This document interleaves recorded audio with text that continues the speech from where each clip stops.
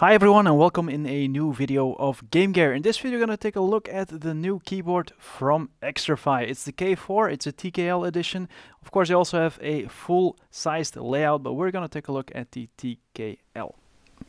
As some of you know, Xtrfy has always been focused on the professional gamers. I used to work together with NIP, which is one of the old school teams in the Counter-Strike scene.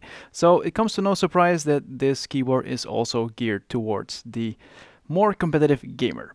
As with any gaming keyboard, of course, you have N-key rollover. That means that you can press any button and the keyboard will register exactly which button has been pressed rather than processing it on the PC. There's also anti-ghosting, which is also a minimum in a gaming keyboard, and we have a 1000 Hz polling rate, which means basically very fast response time. Next to these basics, of course, we have mechanical switches. In this specific one, we have the Kailh red switches. Now, there's a whole discussion that can be had on which switches are the best, but I do agree that red is a pretty good choice. And as we will see in the test later on, these Kailh switches are pretty good. They have a really nice soft feel to it, and they don't make too much noise. Looking at the other features of the keyboard, it might come to a surprise that there is no software. This can be a good thing and this can be a bad thing. This means you can just plug in the keyboard in any PC and it will work. The bad thing is you don't have a whole list and a range of features that you can access and change with a nice piece of software. In other words, you have to do everything on the keyboard. And in that aspect, it is pretty amazing what they put into this keyboard. It's not just limited to a few media keys like play, pause, change the volume, etc. They also have another set of interesting keys to open up the more common apps like your browser, your mail, and a whole bunch of other stuff. And of course, we have RGB. And with this keyboard, I have to say it is amazing. The colors are great. As soon as you plug it in, it will start playing this rainbow automatic lighting sequence, and it looks so great. The reason why it looks so great is when you take a look at the keys and you take one of the keycaps on, you'll see that the LED light is positioned quite differently.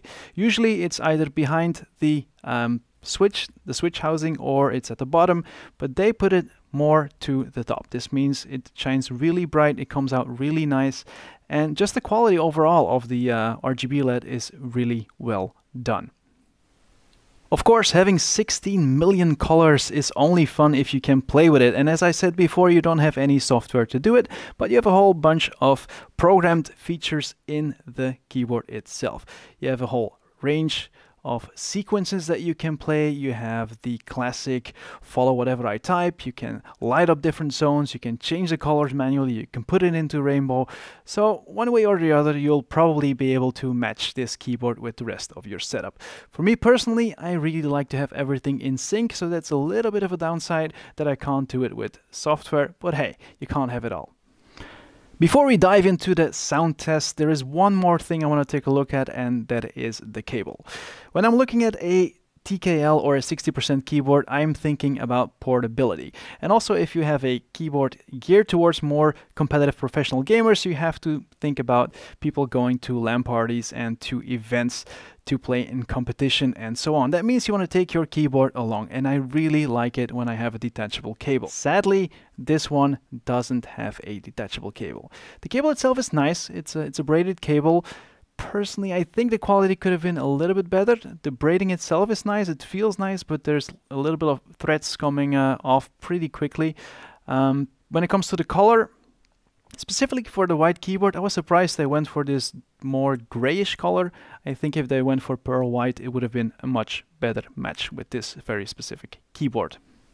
Okay, let's take a look at the switches. As I said before, these are Kailh red switches. This means it's a linear switch, you don't have any tactile feedback, and you don't have this clicky sound like you have with the blue ones.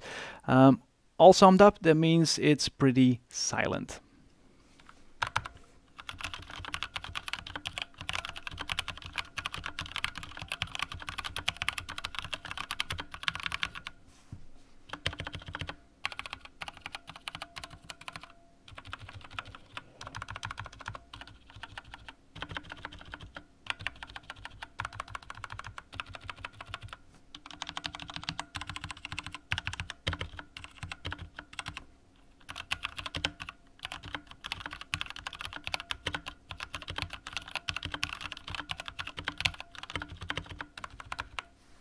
Last but not least, we're going to take a look at the keycaps themselves. The font is pretty good. I like it. It's clear.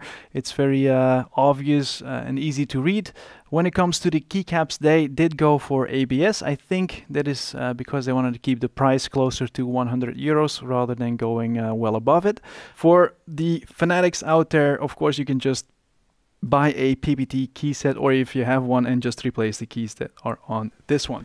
To sum it all up, well, we have a lovely keyboard for about 109 euros. You get mechanical keys, it's Kailh red switches. You got some very decent quality keycaps on there. Sadly, you have a attached cable and not a detachable cable. You don't have any software, which can be either a pro or a con depending on who you are. You have a whole bunch of functions on the keyboard itself, which can be pretty easy, and the RGB is just simply amazing.